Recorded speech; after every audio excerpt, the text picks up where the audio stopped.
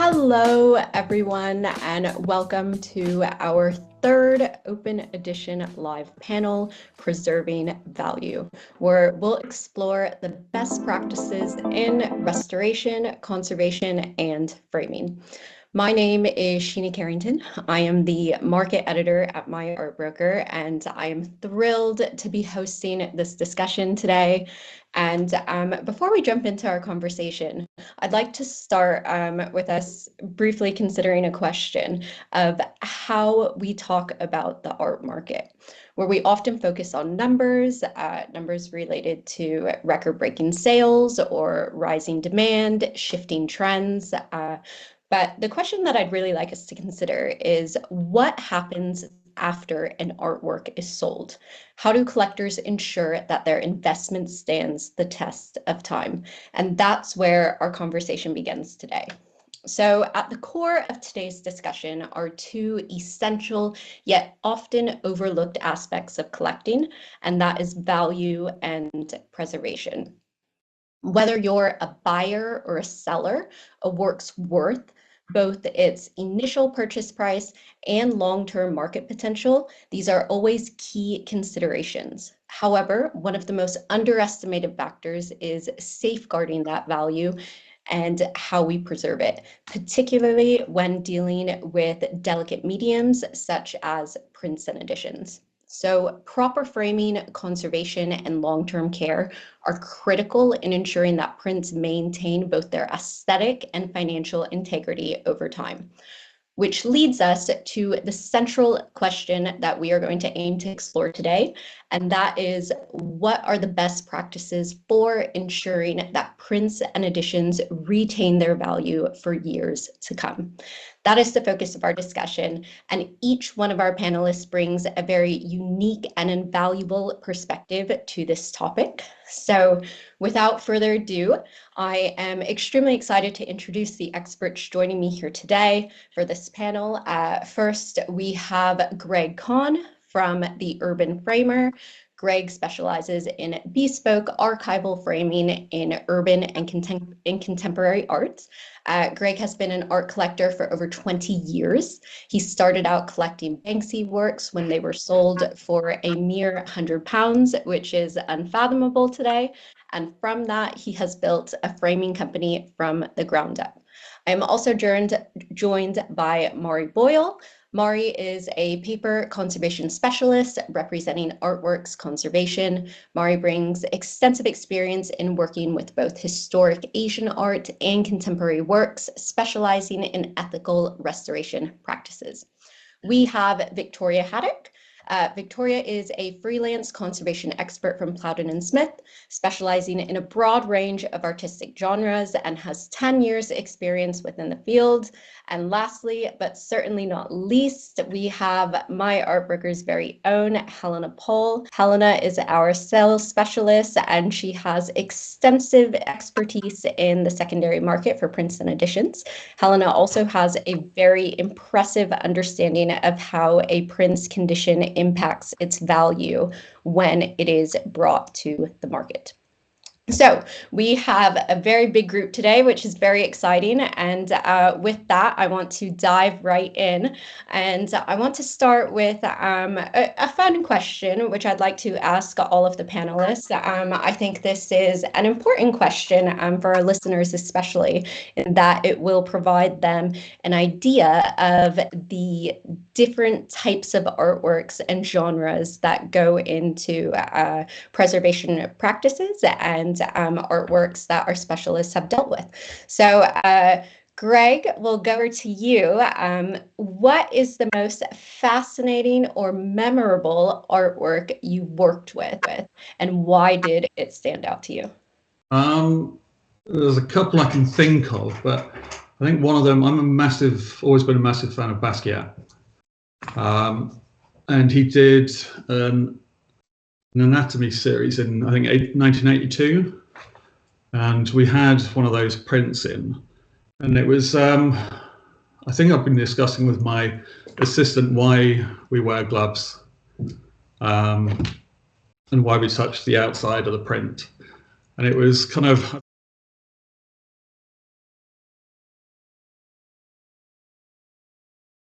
the whole middle of the print at certain angles, you could see so many fingerprints.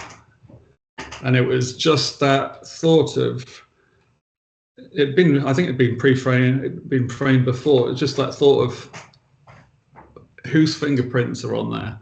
Is it Basquiat during printing? As you think when you're framing something, you hold everything, by the edges, not from the center. So was that done in 1982? And it was a fascinating thing to actually show my assistant what can happen to a print from, oil on our fingers, dirt on our fingers. So yeah, that's probably one of mine. I love that answer. We are very familiar with those prints at my art broker. We've seen them come up in auction sales quite a bit, and just that those prints are very rare.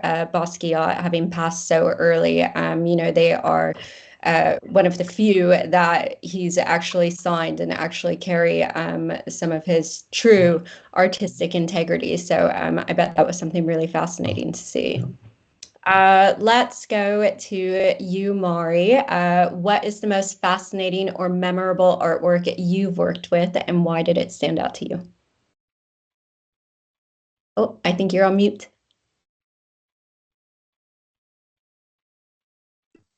There we go.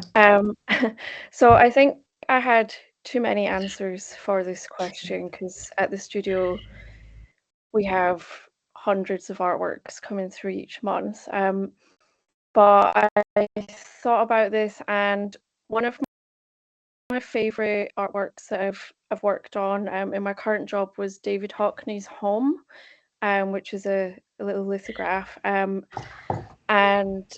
it previously been treated with some outdated conservation techniques to remove lots of staining on it. There were brown stains everywhere, but I kind of managed to completely reverse this with new stain removal techniques. And that's not often the case. Like usually we can reduce staining but not remove it. But it was a really good result. And yeah, it's just nice to work on David Hockney's, because I work in a studio in rural Yorkshire, which is quite close to a lot of the areas that he's painted and been inspired by over the years. And secondly, I absolutely love Tracy Emin. So I've worked on quite a few Emins now, and they can be quite interesting because, like the one on the screen, they're often what we'd call India laid prints. So these prints are usually a thin Chinese-based paper, which is attached to a thicker Western one. And the image can often become quite loose around the edges if the adhesive fails, or if there's been poor storage or too much humidity when it's been displayed and things. So this one has been so detached that I made the decision to fully detach it. So I've been in enzyme, and I could wash the pieces separately. So the next step will be to reunite. So that's quite a unique treatment. I don't often do things like that. And again, I just love Emin as an artist. So it's always nice to work on things by artists that you love yourself. Unique treatment and also a unique experience working in York. And yeah, with the Emin, the fact that there were two materials and having to fully detach those and then reattach them, it's a lot of precision that I think we don't think about. And it also brings forward a duality of materials, which is really interesting. Victoria, what about you? What is the most fascinating or memorable artwork you've worked with, and why did it stand out to you? Yeah, I think it's quite similar to Mhairi, where we have a very busy studio. You see so much, sometimes you kind of get a bit with all of the things that you see. So mine's a bit more sort of a broader interest, because you've seen quite, again, like Mhairi, a lot of Hockneys in recently. There's usually a new one every week. So it's quite interesting to see how he changes theme or media or paper. You can see 1980 compared to we had one of his iPad drawings in. So that's really interesting, seeing things on different stages of an artist's life and see them change what they subjects that they like to do, or he's had some like photo montages, and then we got some like really, really large prints, then really little ones, and it's like shows like how broad a career like one artist could have. Yes, it's really nice working on lots of different things from the same person as well. That's quite interesting. I love these Hockney answers. Hockney is an artist, you know, we do so much look into his market, and it's really interesting to me how both of you said the same thing. You're getting a lot of Hockneys in that you're working on. Yeah, that's something that I'm definitely looking forward to getting into later in our panel. Helena, to you, what is the most fascinating or memorable artwork you've worked with, and why?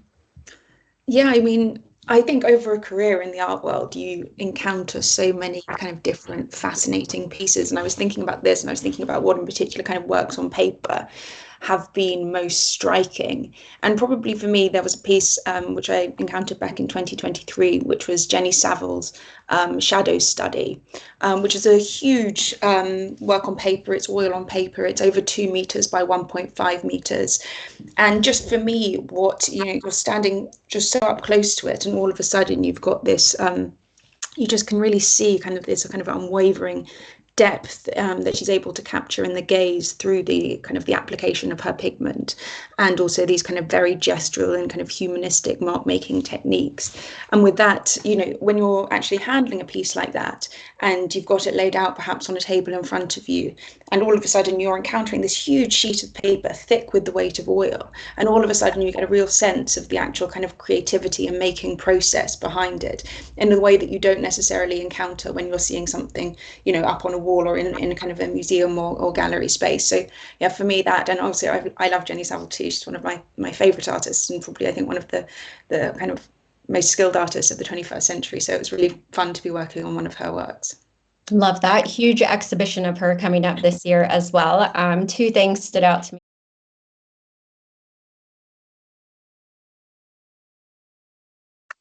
Resilient and really heavy at the same time. And also another thing which I'm really excited to get into later on in this panel is you know, large scale formats and the challenges of those when it comes to framing and conservation, which I know all of you have your own stories about. So thank you so much for those answers. They're lovely. And that brings us to the essential topic of framing, which is crucial for preservation and presentation. Beyond display, framing protects a print's integrity while also enhancing its visual appeal, or at least it should. Greg, I'm looking forward to what you have to say on this. However, of course, this needs to be done professionally, and also this leaves lots of questions for reversibility. Should it be done when it's should it be framed in order for it to be reversed, whether for resale or examination? So with that in mind, I'd really like to explore this topic, you know, framing techniques that support longevity and market value. Greg, starting with you, as an urban and contemporary art framer, you've worked with everything from street art to blue chip contemporary prints. You've dealt with the works that have raw edges or three-dimensional elements, and other unique materials.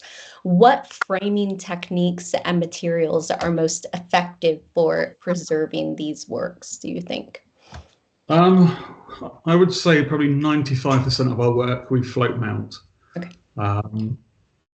And we have a rule basically. We frame attach everything with methyl cellulose or wheat paste. Japanese pass-through hinges. All our materials are acid-free, lignin-free. Yeah, pretty much float everything with spacers, and then all our glass is UV protected as standard. And then backing boards, we tend to use a board called Coracore Conservation, which is again acid-free, lignin-free, and a water-resistant barrier. Okay. And do you think, are there specific approaches or not that you think work best for street art or urban art that are compared to more traditional contemporary prints, would you say? Is there a difference between that? Yeah, I think a lot of the kind of more traditional stuff, everyone used to mount it or mat it. Often now things have deckled edges, so you can see right up the edge of the print. Again, we tend to float most things. Yeah, so I think it's a more modern way of doing it. Sometimes we kind of have, not a battle, but with clients, they want the pieces to be flat, they want the mat on it, but we tend to try and kind of persuade people to float if we can. And so, it sounds like there's a real, there's a kind of a necessary balance between protection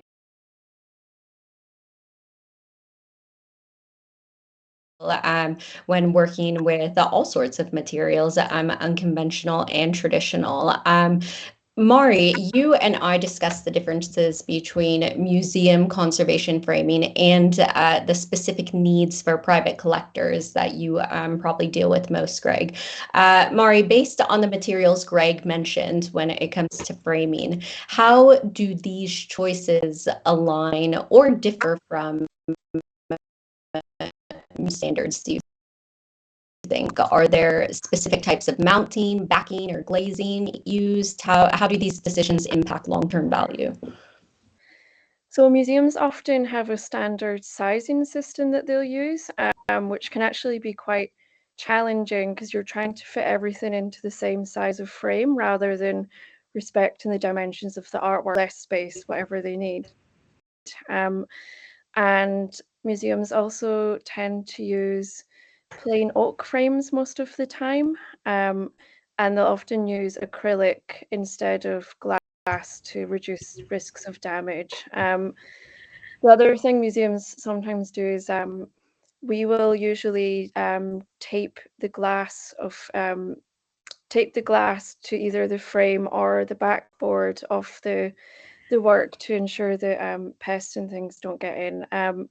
But if something's only on display for a short time, they might not do that. But as far as all the materials and everything go, we tend to encourage clients, especially with more valuable artworks, to use the same grade of materials. So exactly everything that Greg has spoken about. I even use museum board and low reflective glass on all of my own artworks at home. I think it can be interesting with private clients because you can customize the frames a lot more if they want fun colors. Like, you've got a Basquiat with some really bright primary colors. We've had one in recently where we could do a bright red frame, which I think makes it look more attractive if it's getting sold on in the future than like a plain oak one. So it's slightly different, but we do encourage the same standard of materials for people. Yeah, and with these works, I mean, at museums, I guess you see works of all different sizes, but we were talking about large scale works earlier. And with these, I guess with framing especially, you have to think about the stability and weight distribution and how that's going to affect the display of the artwork.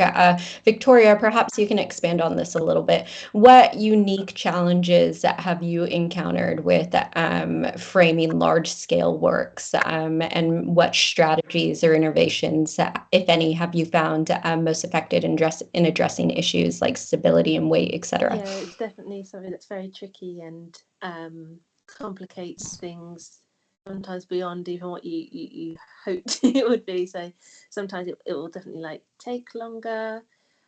We might have to try. So in conservation, usually we try and do maybe just a few hinges on the top edge, like T hinges that you might hide under a mat or something. But if you've got a really large piece, you might need to add hinges at other strategic places, like maybe in the center or something. Slot that through a mount board or an even thicker board than that. So it becomes quite complicated mathematically and trying to match up all of your hinges and your slots and things like that, and just it can become very physically complicated. How do you move around the artwork without damaging it? You've got to find a big enough space. You might need to get in technical help or technicians. it can become like quite dangerous if you're using like a really massive piece of glass. It can be quite scary, like you don't want to accidentally have glass smash on you. So you know, there's all sorts of other like health and safety issues. You might drop it or something like that. So it becomes super complicated, and you might have to change where you put hinges, the weight of paper you use. You have to think of all of these little nuances and changes to how you approach hinging and framing something like that. It's much harder than just like a nice little A4 print. I think this is such an important topic because, you know, when we're looking at prints in the market, when buyers are considering a large scale purchase, you know, of course, this is going to need to be framed, and it just almost seems impossible to do it by yourself. And there's many steps that you guys have to go through to make sure that, you know, it's gonna, well, not really enhance, so also enhance the work's value, but also maintain, you know, the preservation of the print. Helena, when you're speaking with your buyers and sellers, these are obviously complex framing issues for large-scale works.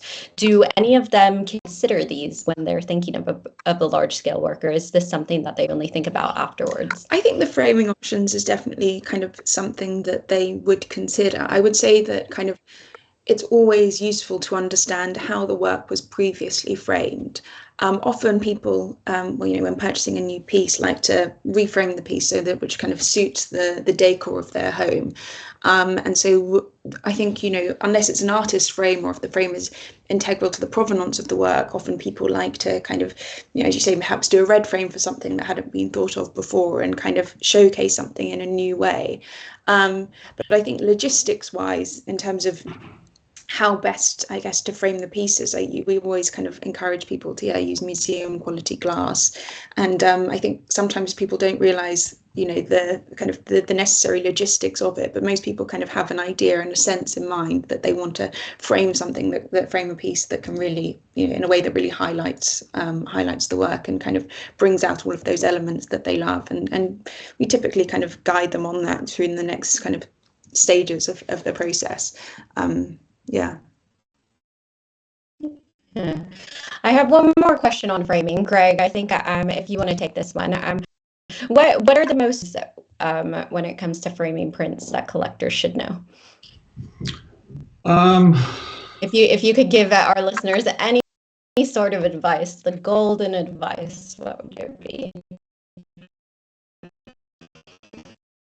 Well, I guess either or.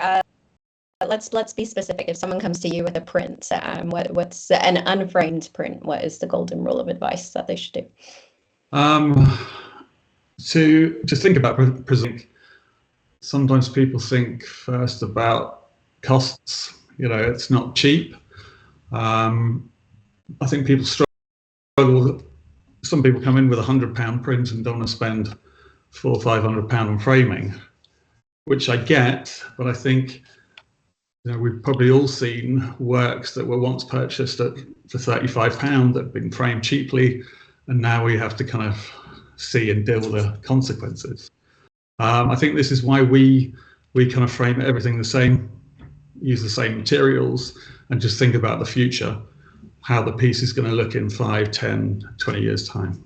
Yeah, I mean, you think about it too. If someone has an artwork, you just think of that really sad, unfortunate scenario they have. Say, let's just use Banksy as the most obvious example.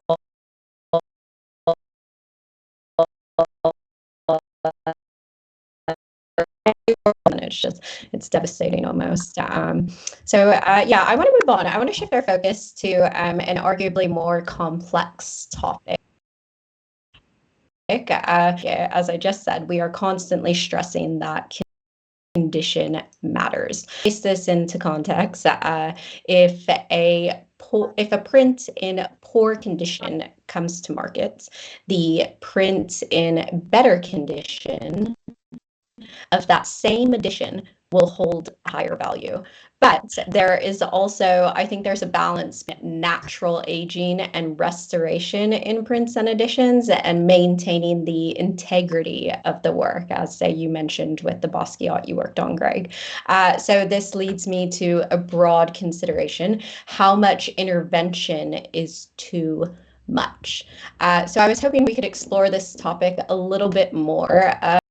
Mhairi, you mentioned that museums often prefer to let artworks age naturally, whereas private collectors may aim to keep them in near perfect condition. How would you say, how would you navigate these differing expectations when working on a print yourself? I think it's difficult because with private clients and artworks that come in through private clients and brokerage services, you know, even a small crease can knock £10,000 off the value of something. So of course, they want everything in pristine condition.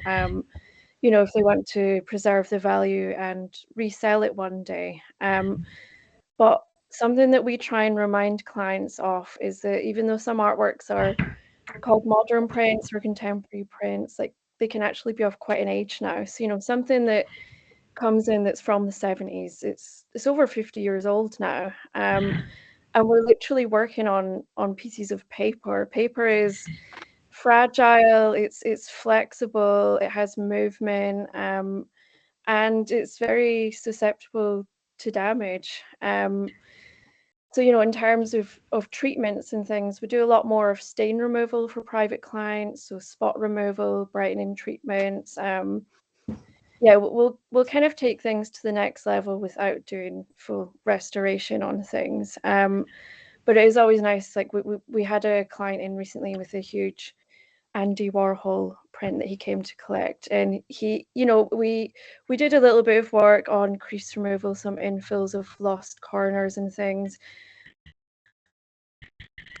but it never will be. And he said, you know, it's great. It's not perfect, but you know, it is an old piece now. And I was like, this is it, I think. So it's kind of trying to balance the need for a pristine condition with the age of something and the material and medium that it's made of as well, I think.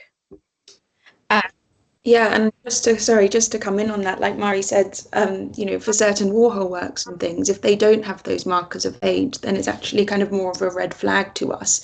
And we actually look for those markers of age as kind of part of the provenance, part of the history of the pieces. And I think we also always have to remind people that we're dealing with works of art, and what we love about the works and what actually makes them value is that kind of creative genius of kind of making something in the studio, and they'll naturally have had a life within the studio and then a life beyond that. And we really need to be able to, you know, obviously preserve things as much as possible. If we're looking to pass a work from one collection to another, and we can preserve the value of that piece longer term for the next client that's going to own it, if we've actually addressed perhaps some of the condition issues, if for instance there are spots of foxing or little things that perhaps you know might kind of get worse over time, and if you address them kind of early on, sometimes that can preservation of the piece longer term. Greg, you like Andy Warhol, you've worked with a lot of Banksy prints, which I'm sure were are not in pristine condition, and this could be due to poor framing, a lack of framing before. What certain aspects might be considered damage on the prints, do you think, but could actually add to authenticity? How do you approach framing in a case like that? I think.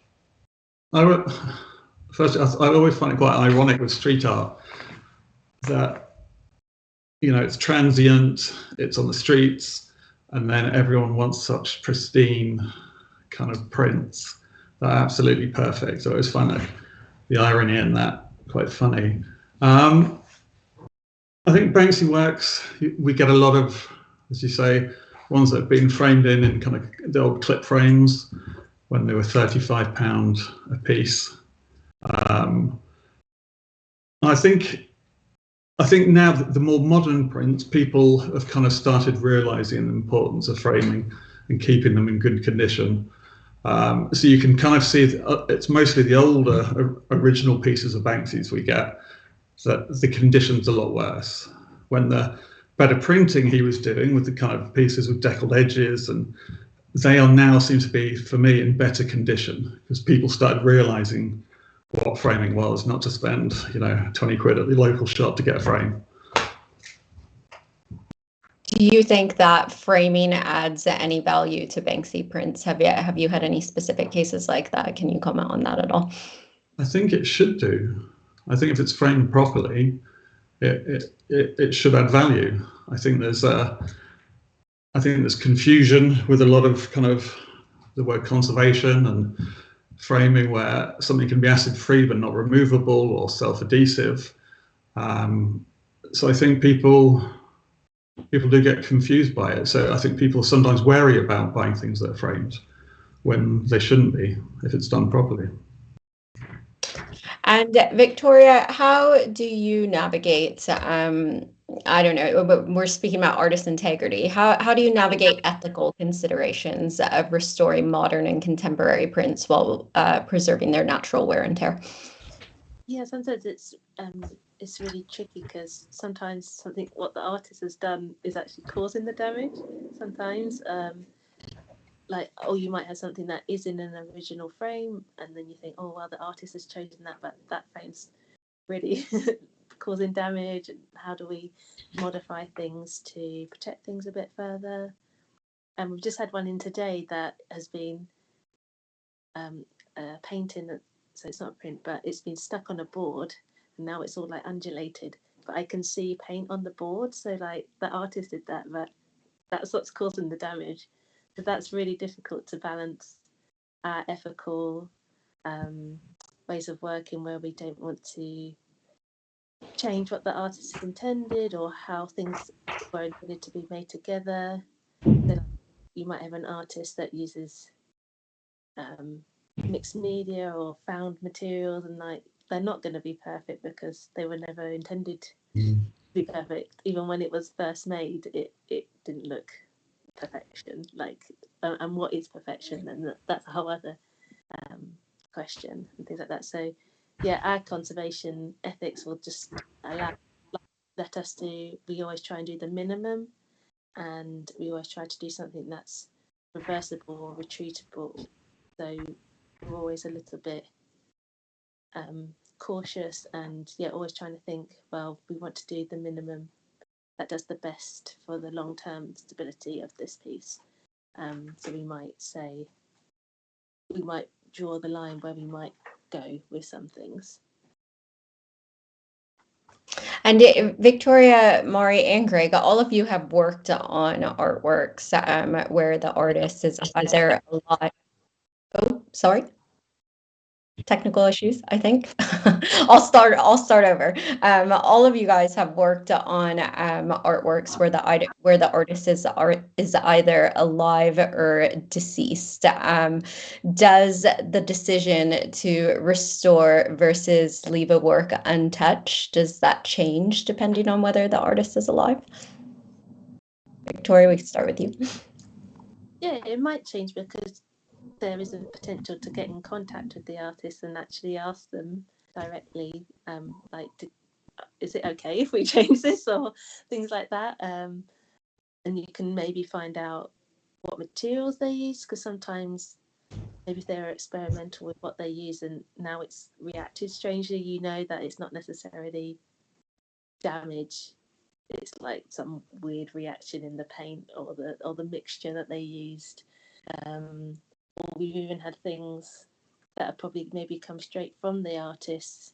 So it's like, oh, well, it was their damage. So it's like, oh, shall we keep that water stain from their leaky roof or something like that? Or did they drop like some water on it or something? Is it their teacup stain? So you can maybe get more of those questions answered, but also they might also give you free rein as well. They'll be like, yeah, I don't mind. It's out in the world now. That I've done my part as an artist. I don't mind what happens to it now. We've had a few discussions with the artists when they come in for something where they're very specific how they want things mounted and framed. That's more what we definitely had a few conversations with artists, because they were like, No, I don't. Someone who was like, no, I don't want it float mounted. I think that's a bit too fancy. This is like, no. So that's quite nice. You can, if you're unsure what to do with something, you could maybe ask and get clarification whether that's what they intended, or maybe they don't mind. They're happy for someone else, for it to continue its life beyond them now. Mhairi, Greg, do you have anything to add to that? It just made me think what Victoria was saying about kind of Banksy's works, especially, and maybe more street artists, where about kind of restoring their work. I know we were working on one original that Banksy had picked out the painting from Skip, sprayed something on it, and then sold it for, I think, 2,000. And that ends up being worth probably £2 or £3 million. If it came, my guess is some collectors would buy that and want it restored, but the fact was it came from a Skip. So yeah, and it's another one with Banksy was kind of his gross domestic product prints. He almost, I think, used acidic paper on purpose, because the prints were given out to children, and then it's just interesting how most paper now you get is kind of acid free. It just seems, I always found it weird how he did something on acidic paper that would kind of be transient. Helena, what about you? Do you have any, you know a lot about Banksy. Do you have any thoughts on that? Banksy using a certain type of paper on purpose?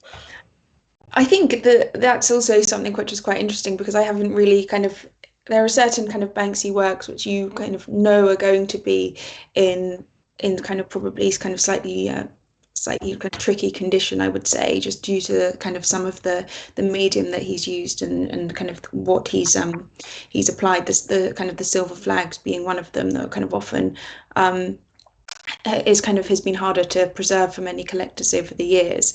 I didn't actually know that about the acidic paper, so that's actually very interesting to me. If that kind of was a choice, but you do get kind of all kinds of works over the past few years where people have been past decades where people have been more experimental with pieces, and they haven't necessarily fared as well as other kind of uses of the medium, for like Hockney's works, especially the ones that he did on the fax machine in the 1980s, and his kind of photographic pieces.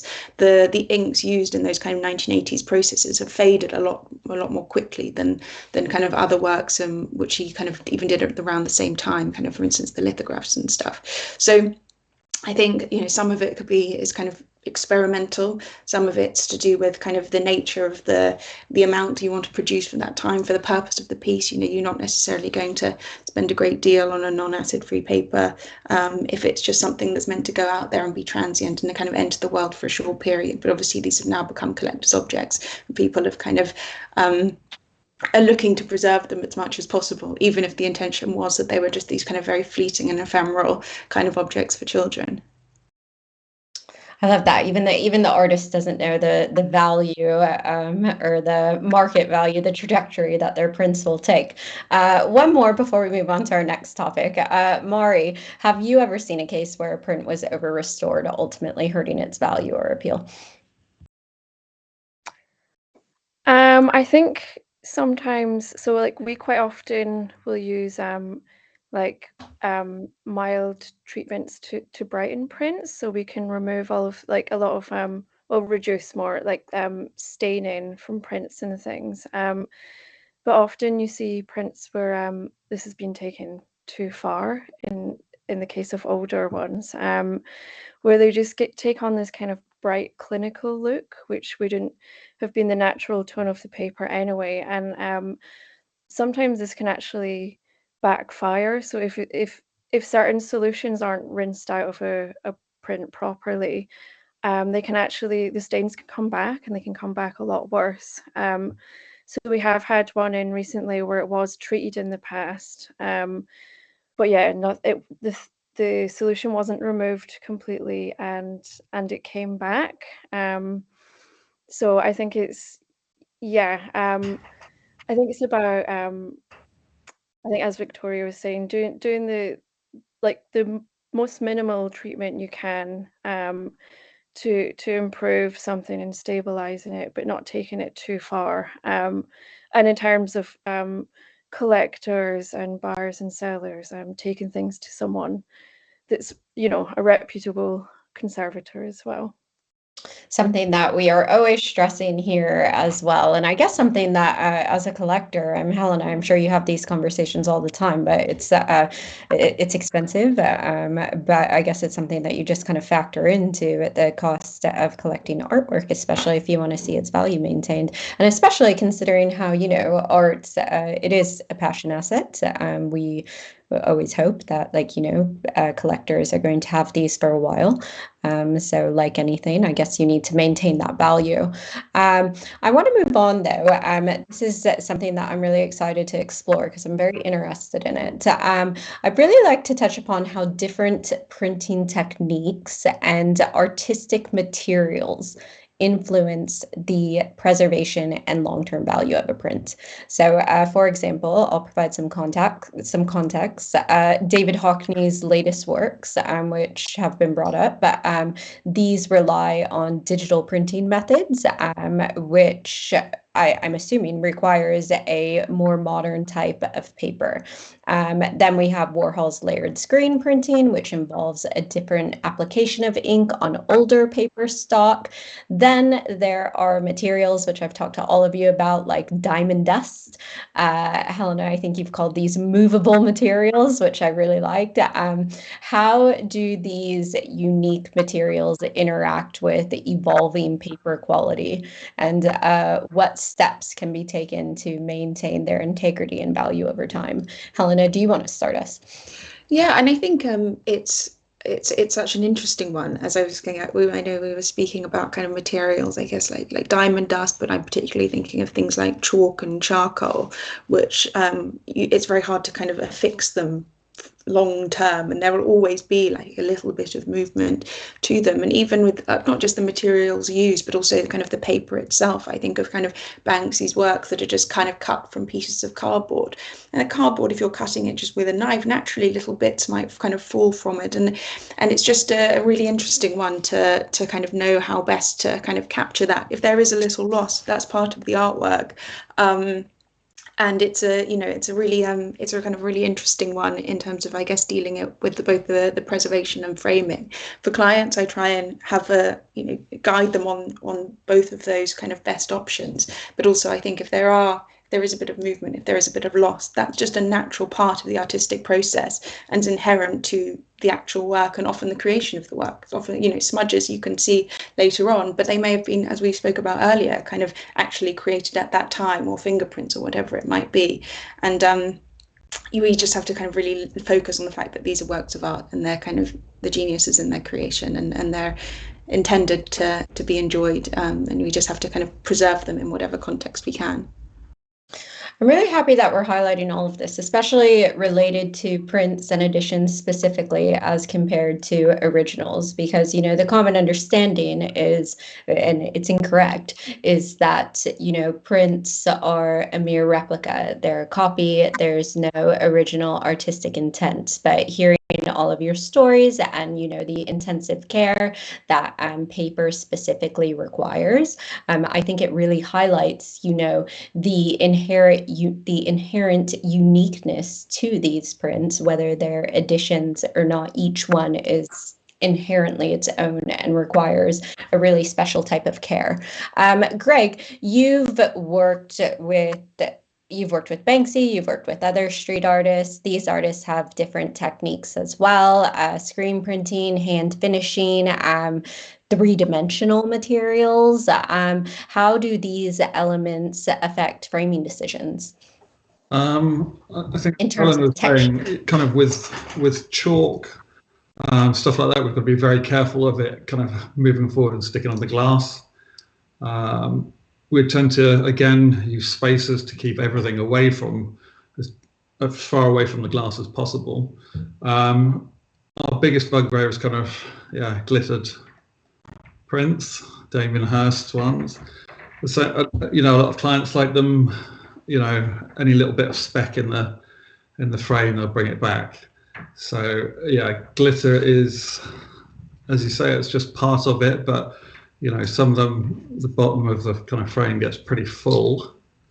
But yeah, it is one of those things. You know, you can do it so there's hardly any in there, and then by the time they've got the piece home and it's been in the car, it's full of glitter, which is, yeah. And then the whole studio is full of glitter for about 6 weeks afterwards. I think that's everyone's innate reaction to glitter, isn't it? Even when it comes to, say, Christmas baubles and they have glitter on them, so glitter goes everywhere. Mhairi, you've spoken about working with diamond dust as well. Or, you know, I'm also thinking about the challenges that you encountered working with the lovely Tracy Emmons story that you shared at the beginning, where you had to work with 2 pieces of paper to bring them back. Do you face any challenges that you'd like to share about anything you've noticed about working with the material of how prints were created? So I think something that I find most challenging personally is if there are losses with materials like diamond dust or you know, Banksy's used Warhol. A lot of people have used quite like metallic inks to print with. Or neon inks are also very difficult. It's just really, really difficult if there's a small loss to perfectly replicate these things. And I think it's important when speaking with clients to manage the expectations. Like, we can take away the visual loss and like the kind of the jarring piece of like white paper that's left behind, and we can kind of mask it a little bit, but quite often it will never be exact unless we spent, you know, days and days on it, and often people don't want to spend that much on it. I think something else we've also had in the studio are hand finished prints. So we always make sure to really carefully test absolutely all inks, because you can get a nasty surprise if you know, an artist has used I think we've had a Banksy one in where it was signed with a copy pencil. So copy pencils can turn, I think, bright purple when they're wet. So if you don't test something like that, you can completely change and devalue something. And I think we were also talking about Harland Miller prints where they're often hand finished. And the ink and the oil can still be wet even months after they're completed. So you just have to really carefully check absolutely everything. Victoria, what about you? What are I'm thinking back to your initial response as well with the most memorable artwork you worked on, and how you mentioned working on, you know, David Hockney works from different periods in his career. Where obviously you must see use in different paper qualities or materials. Have you noticed any challenges or working on these? Yeah, I was like thinking like the other day, like if you're like training to become a conservator, I think you don't really get the opportunity to like practice on a very contemporary Hockney print, because they're obviously worth like tens of thousands of pounds. So it's really hard to know what to do, because you can't just like, oh, I'll just test it on, I'll just have a practice over here on this practice piece over here and see what happens if I wash it this way or something like that. So you have to be really cautious, especially with, you know, new technologies and like digital printing. You don't know, you know, what the brand is. You don't know how it's made, how it will age. You've got such a vast different amount of different medias and brands now. Like maybe when in the past it was probably like just a few well-known brands that you like, oh, you can go and look at how was Winsor and Newton watercolors made up, like you can, you know, how they're constructed like scientifically or whatever. But now it could be like anything and it could react in any way. So it's like a whole different thing. And like how, you know, there's thousands of different paper makers and they're all maybe in different combinations of binders and brighteners and stuff in there. So yeah, it's a completely different way of working. You have to be do a lot more research and things like that. Whereas if you've got just like a 19th century etching, you kind of know where you stand a bit more, so you don't have to like worry so much. You know how it's gonna. You've got a good idea what's going to happen to it. But yeah, once it's modern and contemporary, it's vastly different. It's something so important, I think, to think about because, like the art market, how we continually talk about, the art market is evolving, it's shifting, and something that you don't think about as well, with these evolving and shifting times is, the materials we use, paper qualities are shifting as well. And that just adds a whole new set of challenges. I can't believe this, but I'm wary of time, so we're almost out of time. I want to open the floor to questions. Let's answer a few and also maybe get some practical questions answered as well. I have one coming through. Stefan asks, I recently bought a gelatin silver print with 2x3 horizontal creases, which was known at the time of purchase. I would love to have these removed, but unsure just how much this is possible. Any thoughts would be appreciated and how best to undertake this. Who would like to take that question? I'd be happy to throw an answer in. Excellent. So I'm assuming it's a photographic print. So it depends on the severity of the creases, I think. So we can humidify and flatten gelatin silver prints, or we can locally reduce the creases and then retouch areas of loss.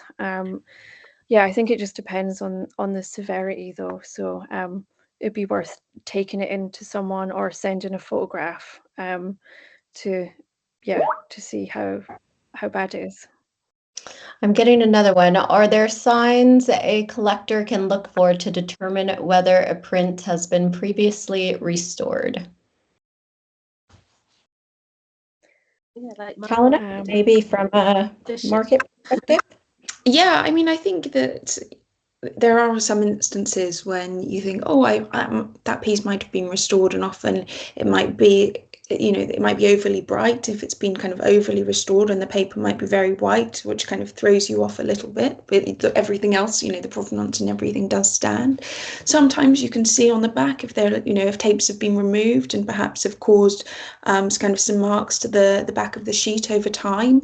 And if they've been removed, they will no longer be there, but there can still be kind of remnants of that kind of either staining or indeed a little bit of adhesive to the back of the piece. I think the restorers though on the panel would probably be best placed to guide if there's any kind of other kind of things which you might be able to kind of really spot. But those are probably the telltale signs that I'd look to see if if a piece had been restored kind of on my end. Thank you. We have another one coming in. Do you think contemporary artists consider the longevity of their prints when choosing materials? So I guess this would, Greg, maybe you touched upon this a bit earlier, subtly nodding to Banksy, perhaps choosing a specific material. Mhairi, Victoria, maybe you have insight. Do you think living artists, do you think they consider the paper quality and factor that into longevity? I think they probably think about it more now with their works. I think I guess it depends the stage of their careers. We get stuff in that from kind of artists from 10 years ago when they weren't selling editions, where they've made their own kind of stretcher frames, or or put things on cardboard, which is generally kind of acidic. I think people that are making limited editions and that probably think a lot more about it now, and probably painters that are painting now think about what they're painting on, what materials they're using.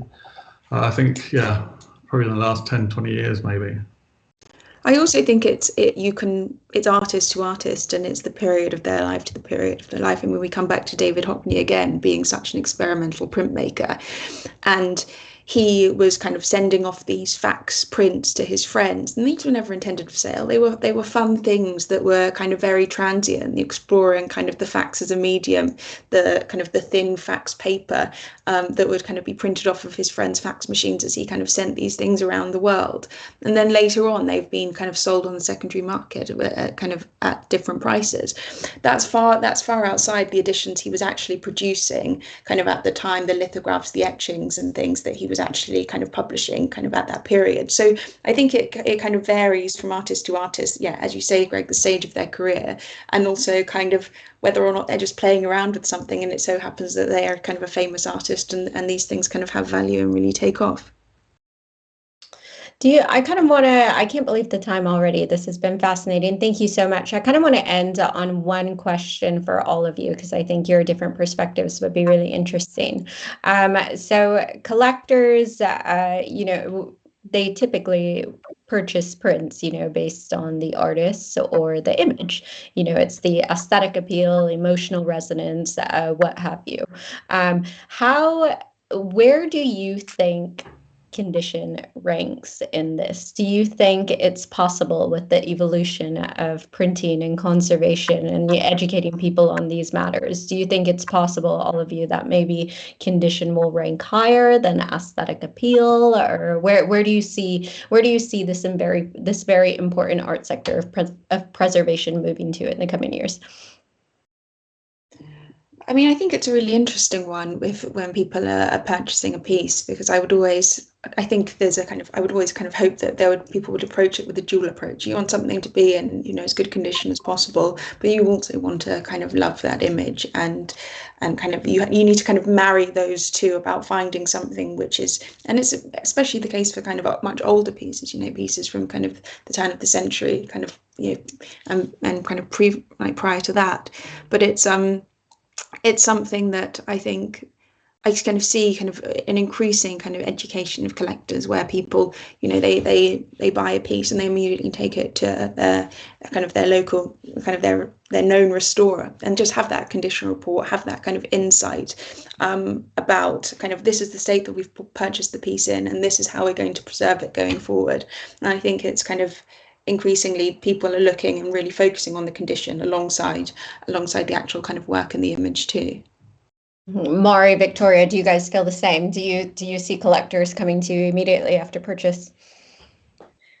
We sometimes get people coming to us when things are still in auction houses, asking us to have a look over the internet to see what kind of condition things are in. So I think it's definitely on people's minds now, and especially, if people have been stung once. So, we'll get people that bought something 5 years ago, never opened up the frame, suddenly find it's got active mold in it, and they have no idea why. But I think, it should come to the forefront of people's minds, because you just don't know what's in a frame if you've bought it at an auction, or sometimes even from a gallery. I think it's always worth taking it somewhere, at least to get it opened up and seeing what's actually inside. Otherwise, in a few years, it might start, getting spots on it, browning. It might get thrips in it. You never know. So, I think we do get quite a lot of people coming in now,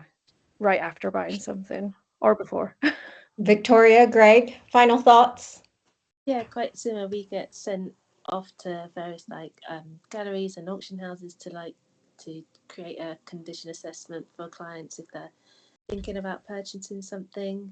I would say, if you really drawn to something and you're like, oh, it's so lovely, I love it so much, don't let its condition put you off necessarily, because we can give you that advice and come up with a treatment proposal, and then you're clear about, well, is it going to cost 100 hours of work, or is it actually a quite simple procedure to maybe just add a little bit more stability and to the piece, and definitely invest in that good framing as well. The amount of things that have come in that were framed in the 70s, and that is what's caused the damage.